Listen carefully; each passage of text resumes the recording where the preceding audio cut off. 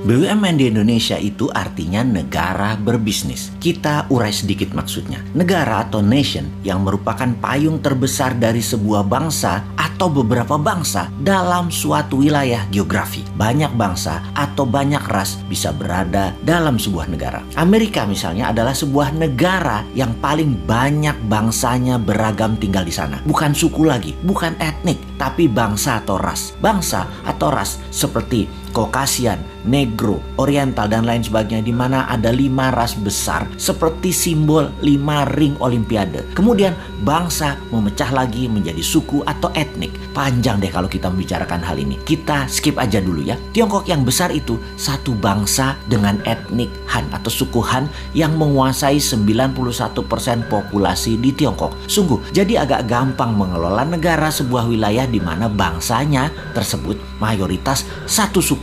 Sebagai catatan, suku Han merupakan suku terbesar di dunia. 19% dari penduduk dunia adalah suku Han dan 91% penduduk Tiongkok berasal dari suku ini. Setiap bangsa walaupun berbeda warna kulitnya, semua kita satu spesies humankind, yaitu Homo sapiens. Ada yang good, ada yang bad, ada yang baik, ada yang buruk. Jadi tidak bisa kita katakan ras tertentu baik, ras yang lainnya jelek. Kembali ke negara. Ketika sebuah penduduk di suatu wilayah membuat kesepakatan, membuat undang-undang dasar, membuat ADART deh kalau itu koperasi, memilih sistem bernegara, bisa presidensial, bisa parlementer, bisa monarki, lalu sistem pemerintahnya mengambil misalnya otoritarian, demokrasi, komunisme, sosialisme, apapun. Silakan. Selama isi satu negara tersebut setuju, maka negara itu berdiri dan menjalankan kehidupan bernegaranya. Di dalam bernegara ada Ipolek Sosbud Hankam, ideologi, politik, ekonomi, sosial, budaya, pertahanan, dan keamanan. Itu pun dipecah lagi di setiap bagian, punya sistem berbeda lagi di setiap negara satu dengan negara lainnya.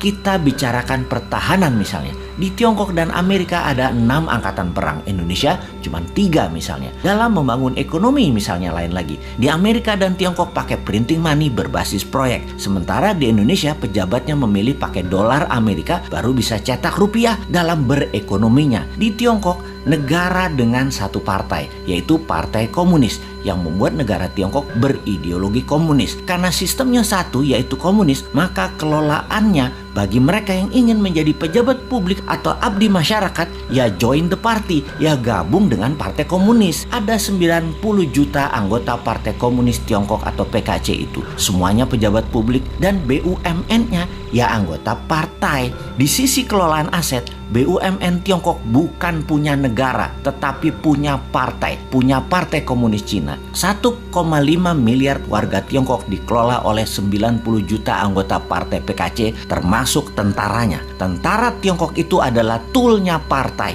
Di Amerika di sisi lain memiliki banyak partai politik, namun dalam 100 tahun belakangan hanya 2 partai besar, yaitu Partai Demokrat dan Partai Republik. Partai Demokrat berciri heavy on government atau semua sektor pemerintahan yang atur. Di Partai Republik heavy on private, apa-apa swasta kalau Partai Republik berkuasa. Jadi di Amerika tidak ada BUMN. Negara tidak berbisnis di Amerika. Amerika tuh negara swasta. Demokrat menang, banyak proyek pemerintah yang digarap tetap swasta. Di zaman Republik berkuasa, program pemerintah kecil namun swasta yang garap semua proyeknya. Kalau Tiongkok, negara Partai Komunis. Kalau Amerika, negara swasta. Kita ke Indonesia sekarang, negara yang sejak reformasi masih mencari bentuk. Dulu sangat presidensial. Parlemen terkenal dengan perkataan setuju, manut pemerintah. Sekarang dalam 15 tahunan terakhir, Parlemen DPR balas dendam, mengendalikan pemerintahan kebanyakan. Jadi bentuknya sekarang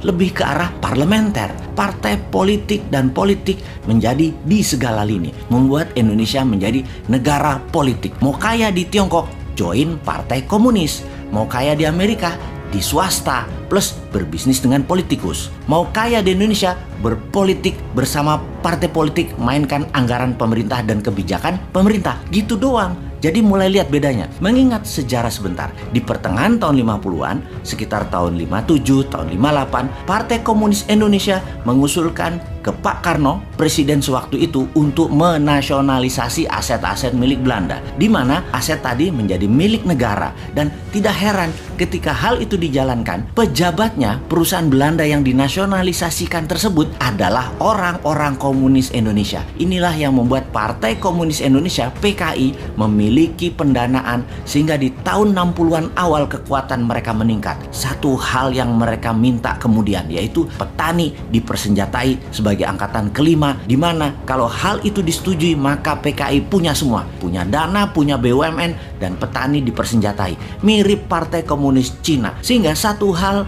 yang belum PKI dapat, mengambil pemerintahan negara Indonesia dan mengubahnya menjadi negara komunis. Singkat cerita, CIA Operation. PKI dikejar sampai ke dalam hutan, terjadi genosida besar-besaran. Itu luka sejarah panjang demi NKRI, demokrasi berdiri, membuat korban saudara sebangsa yang berideologi komunis musnah. Sekarang semua sudah tertutup peluang bagi PKI. PKI sudah selesai. Zaman bergeser. Dunia tanpa batas lagi. Dunia menjadi global, digital, dan internet membuka semuanya. Perang berubah. Bukan lagi military war, tetapi economic warfare. Untuk itu, kita sebagai negara ke depannya harus mulai menata apa yang terjadi ke depan untuk anak cucu kita.